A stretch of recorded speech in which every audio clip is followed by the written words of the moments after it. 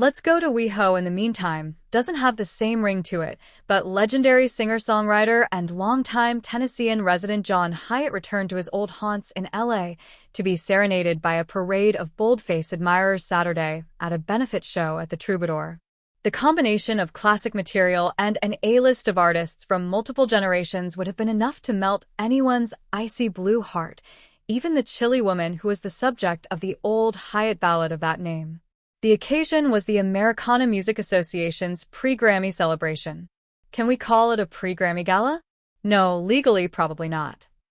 For most of the last 13 years, the event has taken place at the Troubadour on the eve of music's biggest night,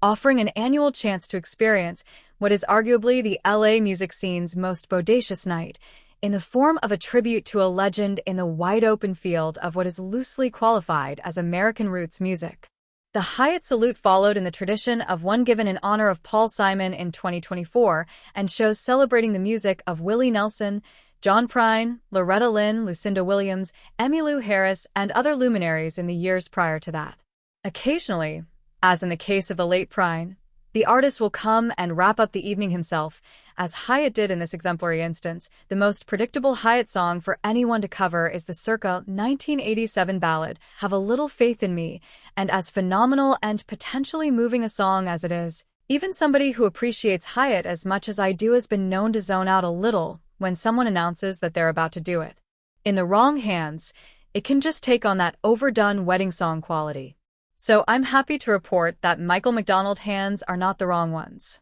The once and future Doobie sat down at an electric keyboard to sing the number solo, sans the house band, and it was transfixing from moment one, as McDonald applied that not quite earthly, benevolent alien voice to Hiatt's most famous redemption anthem, throwing in a long gospel piano outro that really made it feel like a faith-based song, and just to reinforce that he had been through his own redemption arc. Akin to the one Hiatt alluded to in one of his earliest sobriety-era tunes, McDonald explained to the audience how it was his first time on the Troubadour stage since 1972 and the last time he had to get bailed out of the Van Nuys jail to make it to the gig.